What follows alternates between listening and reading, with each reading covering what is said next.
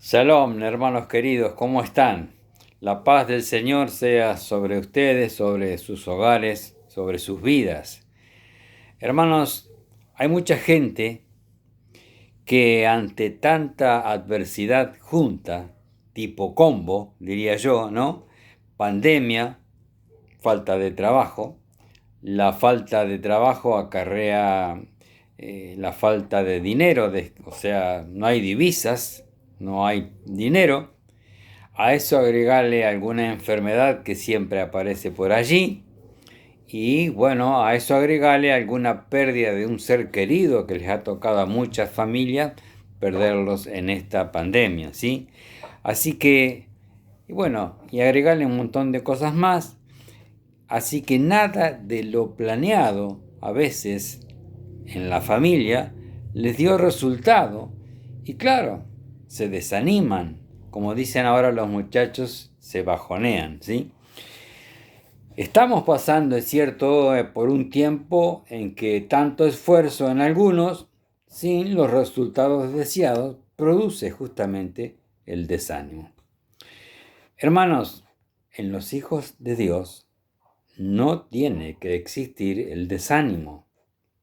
Tenemos que proponernos, como hijos del gran rey, del Señor de señores, darnos ánimo unos al otro a través de las escrituras, porque las palabras de Yeshua, y escucha bien, son espíritu y son vida. Son espíritu y son vida. Fue lo que Pedro le dijo al Señor cuando él le dijo a los discípulos, si quieren, ustedes, si se quieren ir, váyanse. Y Pedro le contestó, por supuesto, con todo el asombro, no, no, ¿a quién vamos a ir? Señor, ¿a quién? ¿A dónde iremos? Si tú tienes palabras de vida eterna, ¿dónde la vamos a encontrar? Lucas 18, verso 1 dice la palabra del Señor. También les refirió Yeshua una parábola sobre la necesidad de orar siempre y no desmayar. Orar siempre y no desmayar. Es una historia acerca de esto, lo que quiere decir que Yeshua contaba historias con un objetivo. En otras palabras, la historia como tal contiene el mensaje. El mensaje aquí es la necesidad, no el lujo, no, la necesidad de orar. ¿Cuándo? Siempre y no desmayar. Porque desmayar significa cortar la oración, cortar el momento con el Señor.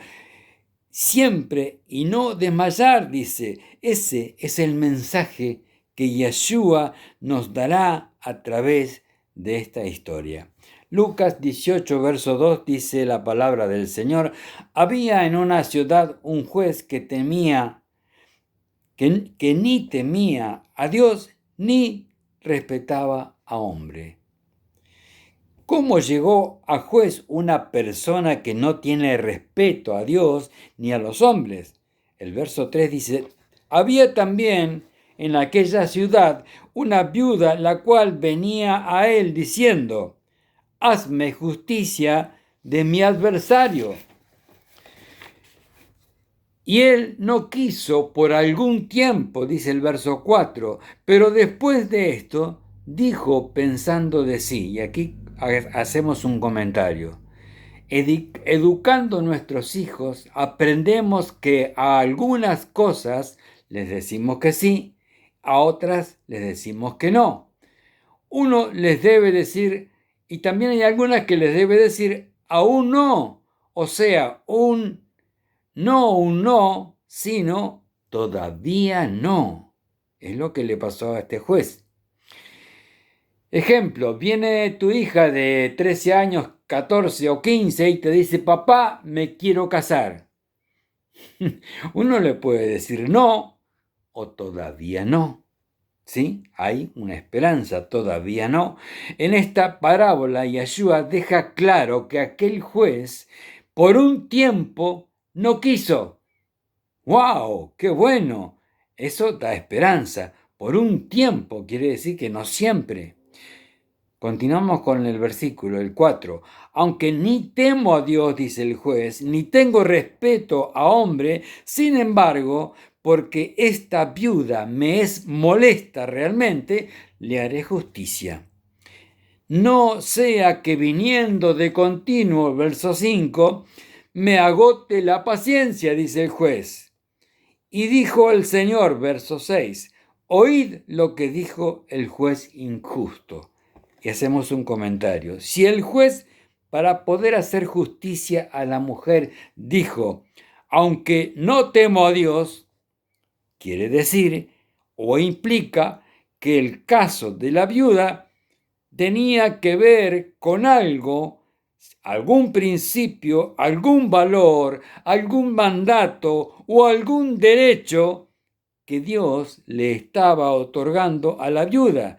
Porque, ¿por qué se mete a Dios el juez aquí? ¿No es cierto? El verso 7 dice, ¿acaso Dios no hará justicia a sus escogidos que claman a Él de día y de noche? ¿Se tardará en responderles?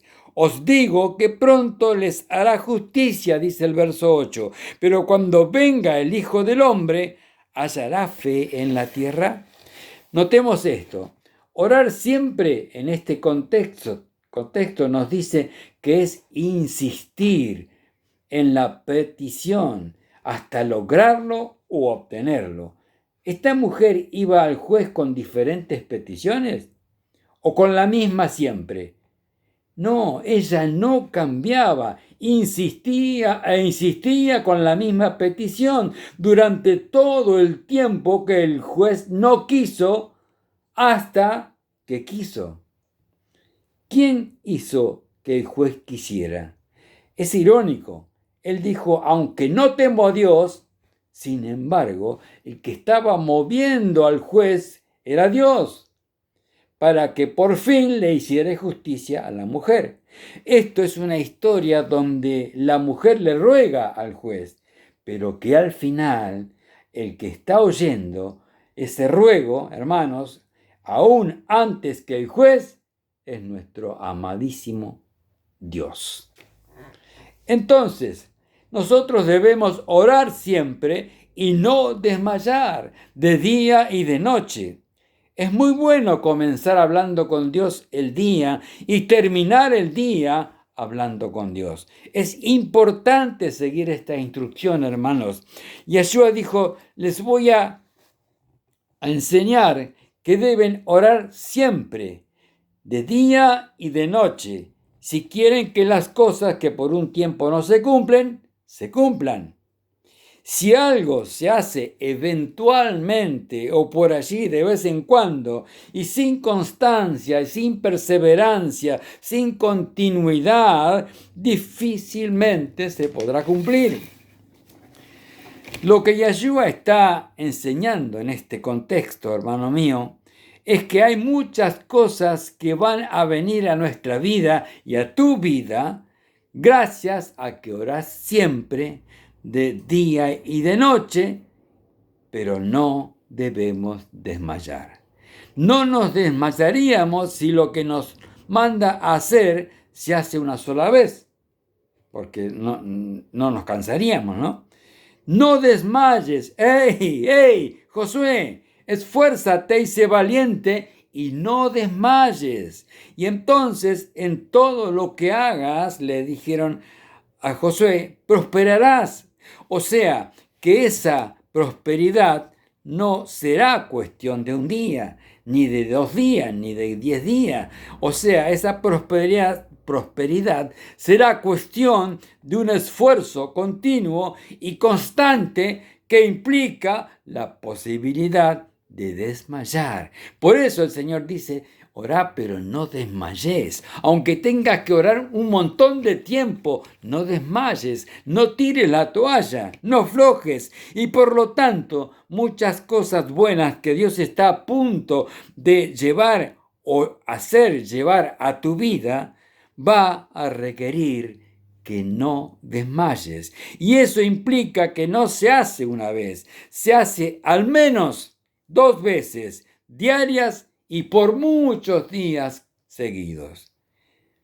¿Cómo es posible que aún Goliat supiera esto? ¿Recuerdan? El gigantón desafiaba al escuadrón de Israel 2 veces por día durante 40 días. Es tremendo, hermanos. Lucas 18, capítulo 7, 18, versos 7 y 8. Dice la palabra: ¿creen ustedes que Dios no defenderá a las personas que Él eligió y que de día y de noche le piden ayuda? ¿Creen que tardará Él en responderles?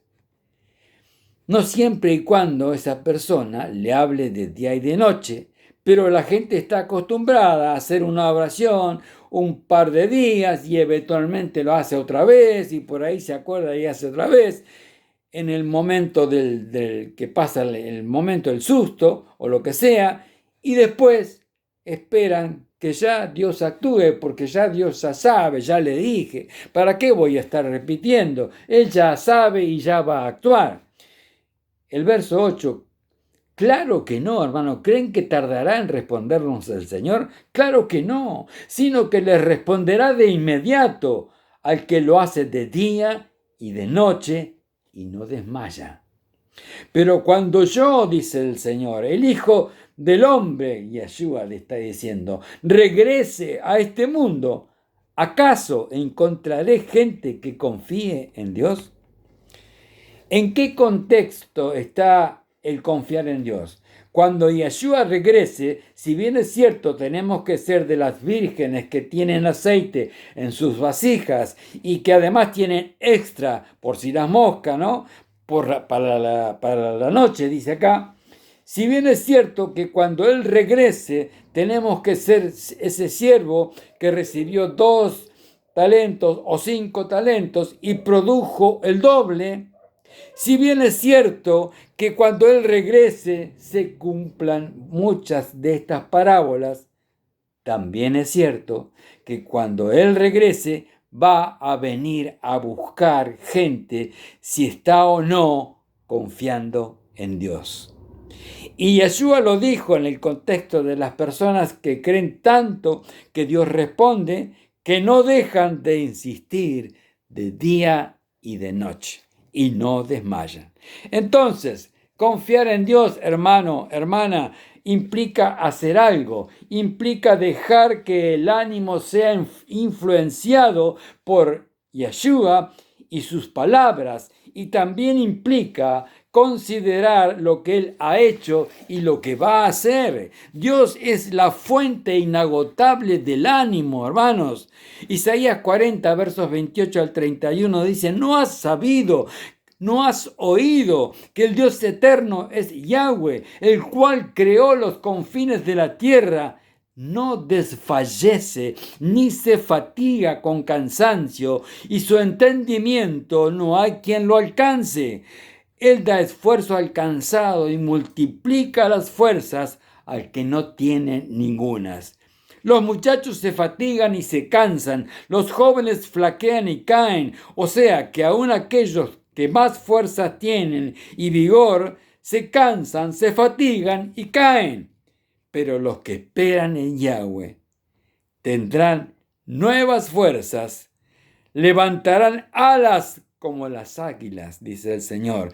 Correrán y no se cansarán, caminarán y no se fatigarán. Bendito sea el Señor por tus fuerzas. ¿Y qué decía Yeshua? Oren siempre y no desmayen. Pero puede ocurrir que digo, bueno, estoy orando siempre, pero desmayo porque de vez en cuando paro y continúo la semana que viene. Desmayar es perder el hilo, es perder el ánimo, hermano. Es como estar decepcionado porque el tiempo de la respuesta no llega, no ha llegado. Pero hermano, quizás lo que no ha llegado completamente es el tiempo de la insistencia. Por lo tanto, debemos insistir sin desmayar. Mateo 6, verso 8, es muy relevante y colabora con nuestra formación como hijos de Dios. Si yo les pregunto, ¿quién creen en Dios? La mayoría va a decir sí. Y la segunda pregunta, ¿cuántos le creen a Dios y su palabra? Eso ya es diferente. Yo puedo decir, yo creo en Dios y no sé qué habla ni qué dice. También puedo decir, yo creo en Dios, sé lo que habla, pero no le creo. Pero si creo en Dios, debo sumar a eso el creer en su palabra. La sumatoria de las dos, creo en Dios y creo en su palabra, hermanos, es una bomba espiritual. Esto es sumamente poderoso. Entonces tenemos que creerle a Dios y a su palabra. Cuando por primera vez lees la Biblia, muchas palabras, historias como estas, milagros, parecen un poco raras, ¿no? Medio inentendibles.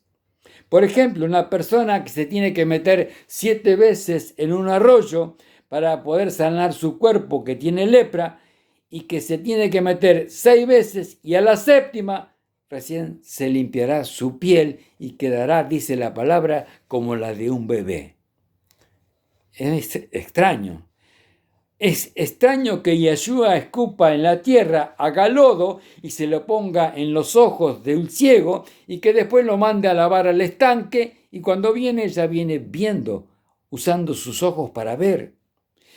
Es extraño, hermanos, que con 2 peces y 3 panes, un pequeño niño con una canasta, el Señor lo multiplique a eso de tal manera que pudieran comer más de 5.000 personas y sobraron canastas, 12 canastas llenas de lo que sobró.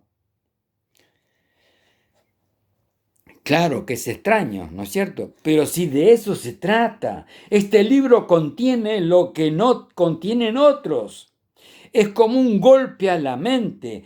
Tenés que recibirlo y desechar toda estructura mental que traigas arrastrando y renovarla, o simplemente leerlo como cualquier libro, como un libro de historia, que no te pasa nada, no te transforma nada, no te cura nada. Ahora sí, sigamos con Mateo 6:8. No os hagáis pues semejantes a ellos, porque vuestro Padre sabe qué cosas tenéis necesidad antes que vosotros le pidáis. Y aquí aparece una traba. ¿Por qué están los que dicen, ¿para qué pedir? Si la Biblia dice que Él sabe de lo que tengo necesidad, ¿para qué voy a pedir?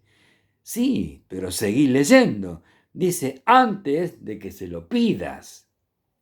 Entonces, ¿anula la petición? No, porque entonces Yeshua iba a enseñar la historia de la viuda y el juez para que aprendamos a orar sin cesar, constantemente, siempre y sin desmayar, hasta que obtengamos aquello que por un tiempo alguien dice no, pero pasado el tiempo de la insistencia, se convertirá en un sí.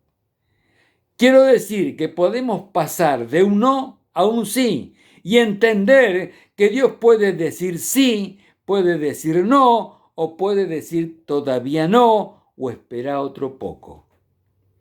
Pero si Dios me dice espera otro poco, igual se lo sigo pidiendo. ¿Y qué tiene de malo? ¿Dios se enojará? No, no, si estoy haciendo lo que Él me enseñó. Sigamos con el verso 8 de Mateo 6. Entonces ya Dios sabe todo lo que necesitamos. ¿No será que sabiendo lo que necesitas, está esperando que se lo pidamos, denotando confianza en que Él lo va a proveer? El pan nuestro de cada día es nuestro, el pan, es nuestro. El pan nuestro de cada día, dánoslo hoy. El pan es nuestro, pero lo tiene el Padre. Y está esperando que se lo pidamos. Si no, no estaría en la oración del Padre nuestro. Y está allí. Vosotros pues, dice el verso 9, oraréis así. Padre nuestro que estás en los cielos, santificado sea tu nombre, venga tu reino, hágase tu voluntad como en el cielo, también así en la tierra. el 11 dice: el pan nuestro de cada día, dánoslo hoy y perdónanos nuestras deudas, como también nosotros perdonamos a nuestros deudores. Yeshua tenía una mente tan privilegiada que estructuró la oración así. Primero, debemos conocer que a quien le pedimos es nuestro Padre. Sin la revelación de Dios como nuestro Padre, no funciona el resto de la oración. Pero cuando recibimos la revelación que Él es nuestro Padre, mi Padre, tu Padre, nuestro Padre, es un Padre bueno. Nuestras primeras palabras por la mañana deben ser: gracias por habernos adoptado por medio de tu Espíritu Santo. Gracias porque nuestro espíritu clama: Abba, Padre. Gracias porque eres un Padre que cuida de nosotros, de cada uno. Mientras dormíamos, según tu palabra, tú nos provees. Muchas gracias, Señor. No aguantamos nuestras ganas de saber lo que has provisto para este día, porque tu palabra se cumple inexorablemente. Eres un buen Padre. Somos tus herederos, coherederos con Yeshua, y cuando tú eres impregnado por la revelación que ese Dios eterno, todopoderoso, es tu papá, y luego viene: santificado sea tu nombre. Él es Dios en justicia. Él es Dios en nuestra bandera. Él es Dios en nuestra provisión. Él es Dios en nuestra santidad. Él es nuestro sanador. Tantas cosas que edifican su nombre y sus nombres compuestos, que cuando vas a continuar orando, estás gozando de una revelación de ese Dios y toda su capacidad, y sabiendo que es tu papá. Y luego viene: venga a nosotros tu reino, hágase tu voluntad en la tierra como en los cielos. Pensar que la gente está preocupada por quién va a gobernar este país, quién va a gobernar el otro, y oran al Señor, y ya viene el gobierno del anticristo, y ya viene la marca de la bestia y el orden mundial, y se habló tanto de eso que orando al Señor el Señor nos dice: mira, dile a mi pueblo, a nosotros, que se enfoquen más en mi reino, a que se preocupen, por el reino de los demás. Pero si no estamos nosotros conscientes de pedir que venga su reino, entonces nos llama la atención todo otro tipo de reino. Luego dice en el verso 11: el pan nuestro de cada día, dánoslo hoy.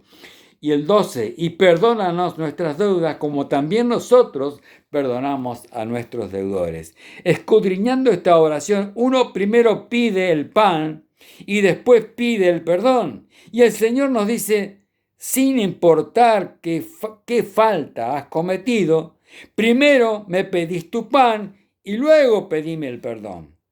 Pero la mayoría de nosotros aprendió a orar: primero pido perdón para después pedir el pan. Entonces, ¿por qué pedir el pan antes del perdón?, dice el Señor. ¿Por qué? Porque quiero que sepas que primero soy padre y después soy juez.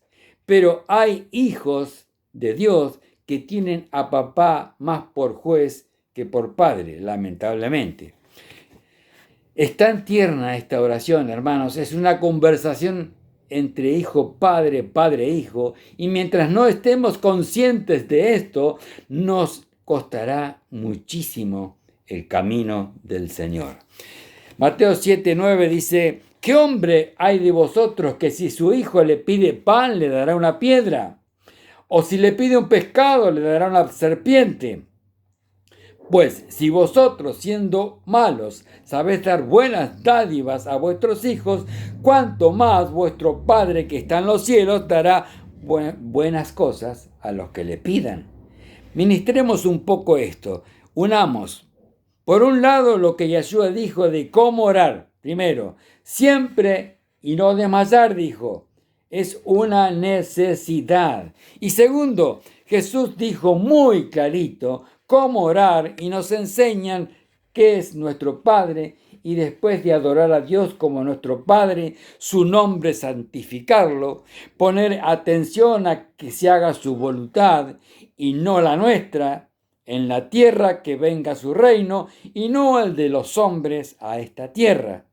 La primera petición para la persona que está orando es el pan diario, la provisión. Unido a esto, que ¿quién de vosotros, si su hijo le pide pan, le dará una piedra? Y si le pide un pescado, le dará una serpiente. En medio de esta situación que se vive siempre, cuando alguien pide sus ingresos, pierde mejor sus ingresos, su trabajo o se enferma, una de las cosas que vienen a la mente de esa persona con una conciencia que no está enteramente lavada por la sangre del Cordero es: seguramente Dios me está castigando, perdí mi trabajo, seguramente es un castigo de Dios. Pero con tu trabajo vos conseguís la provisión para comprar el pan, que está en la oración. Pero jamás un padre va a castigar a un hijo quitándole su comida. Jamás, nunca. Para Dios castiga, papá Dios castiga como buen padre que nos ama, ¿sí? Nos disciplina, sí, pero jamás usará la comida. Así que si estás sin trabajo, sin empleo, te pido que te saques de tu mente esa idea errónea, esa idea equívoca de que lo que está haciendo Dios es castigándote por algo que hiciste o pasó. Eso Él lo hace de otra forma, pero jamás lo arregla apretándote el estómago a alguien. Nunca jamás lo va a hacer. Porque si vos no lo harías, no lo haría el Señor. Vos no podés bajar a Dios a una calidad menor que la tuya, que la mía. Ni la sumatoria de todos los buenos padres del mundo daría igual a la bondad de nuestro Padre Celestial. Cuando te liberes de esto, verás venir la provisión, porque al pensar que Dios te quita la comida como un método de castigo, al final estamos cometiendo una blasfemia. Le estamos atribuyendo un mal a Dios que Yeshua dejó claro que Dios no lo comete. ¿Por qué? Porque dice el versículo 11, si ustedes, siendo malos, saben dar buenas dádivas a sus hijos, cuánto más vuestro Padre que está en los cielos dará buenas dádivas a los que le pidan. Ahora los unimos. Oigan lo que dijo este juez, que con tal que esta mujer no le quitara la paciencia y lo colmara, y sin temer a Dios ni a los hombres, le hará justicia. ¿Cuánto más creen ustedes que hará nuestro Señor? ¿Tardará en responder a los escogidos que le hablan de día y de noche? En ninguna manera. Dios es bueno, Dios es grande. No nos cansemos de insistir de su trono y no desmayemos. Hebreos 12, verso 3 dice: considerad a aquel que sufrió tal contradicción de pecadores contra sí mismo, para que vuestro ánimo, dice la palabra, no se canse hasta desmayar. Hermanos, ¿tienes ánimo?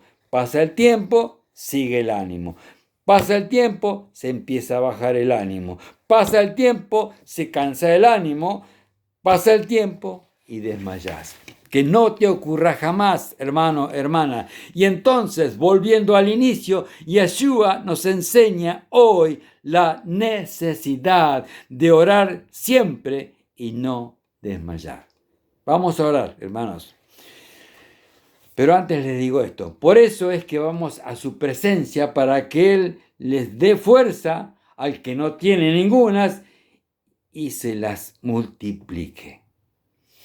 Y los que esperan en Dios, dice la palabra, caminarán y correrán y no se cansarán ni tampoco se fatigarán.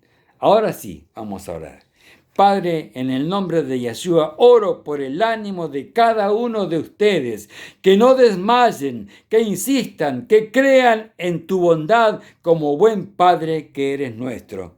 Bendice las finanzas de cada hogar, que multipliques sus ingresos, que abran las ventanas de los cielos y derrames bendición hasta que sobreabunde, que perciban que tú eres un buen Padre, un Padre que educa, que provee, que envía sanidad, Señor, que tu reino venga y se establezca y que tu voluntad sea hecha en la tierra como hecha en los cielos. Venga tu reino a nosotros en el nombre de Yeshua. Recibe todo honor y gloria. Reprendemos a la enfermedad, a la escasez. Señor, revélate como herederos tuyos y coherederos de Yeshua.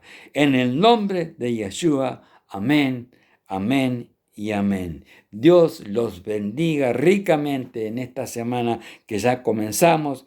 Que tengan buena semana y que Dios los bendiga. Shalom, hermanitos.